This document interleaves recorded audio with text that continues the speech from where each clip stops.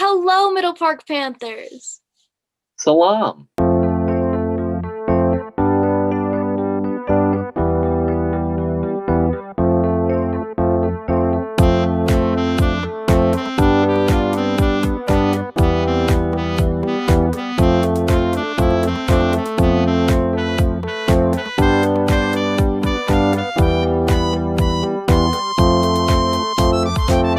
We hope you've been having a good week back after break.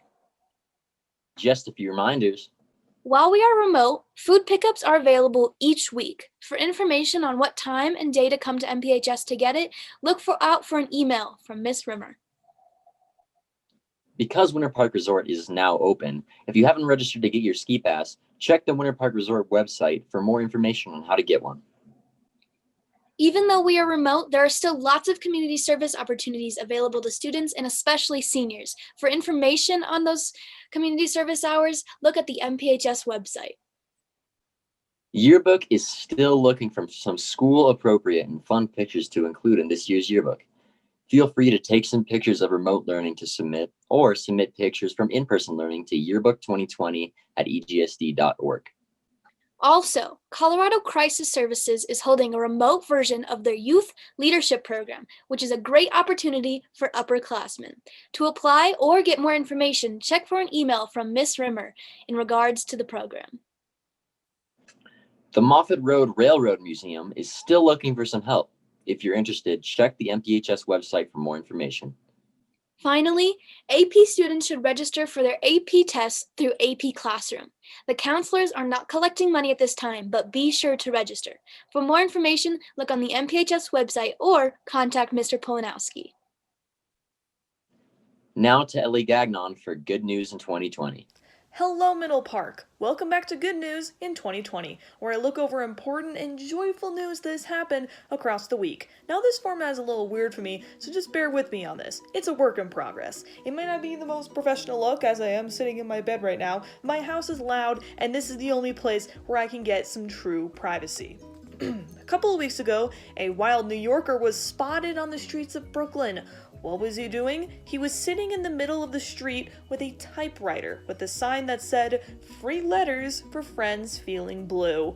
That's right, this New Yorker sat in the middle of the street and typed out free letters so that total strangers could send to their friends. New York may be weird, but at least they know how to make people smile. A couple weeks ago, as some of you know, was Veterans Day. We've already explained what Veterans Day means, so let's look at some things that people have done to celebrate that day. Instead of putting him in a nursing home, a grandson took his 96-year-old grandpa on an RV trip. An 11-year-old artist made flags of gratitude that represented a different veteran in the field. And lastly, a 96-year-old D-Day vet regrouped with a Belgian boy he befriended during the war. The duo then recreated an old photo together. Now for news on COVID. If you haven't heard about it already, people are saying that a COVID vaccine is coming in the near future. Well, here's your explanation on that. A German company named Pfizer, sorry if I butchered that pronunciation, reported on a status of vaccine called Watershed. According to the test they conducted, the vaccine was 90% effective in its third phase trial, in which 43,500 people were injected with the vaccine.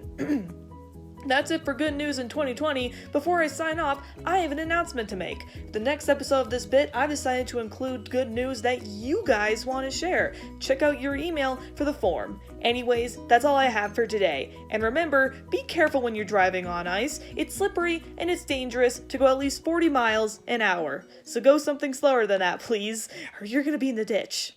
Hello, my name is AJ Noor, and this is Wow That's Music with me, AJ Noor.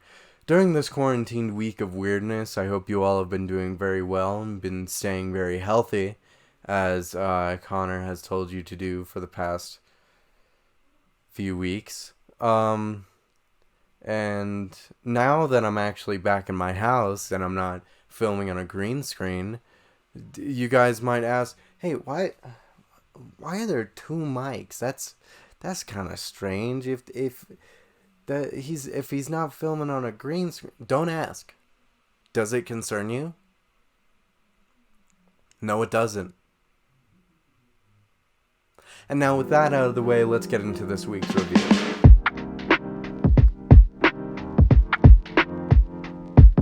Today I'll be reviewing Down Under by Men at Work.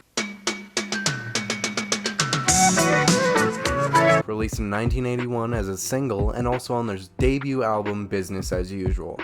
Down Under can be classified as a new wave / pop rock song and is 3 minutes and 42 seconds long.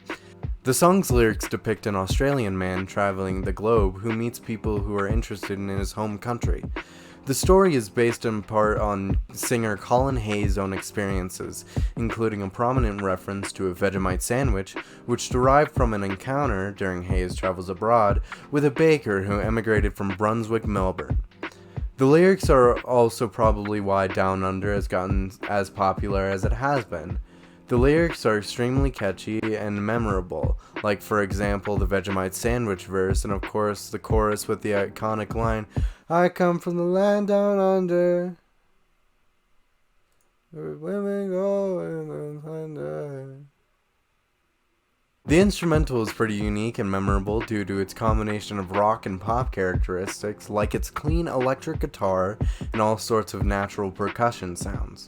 And with that, this week I recommend you listen to Down Under by Men at Work, because it's a good song, and if you want a trip to back to 1981, by golly, it's a song for you. And now back to Connor and Toby and whatever they're doing. Thank you, Middle Park. And stay healthy.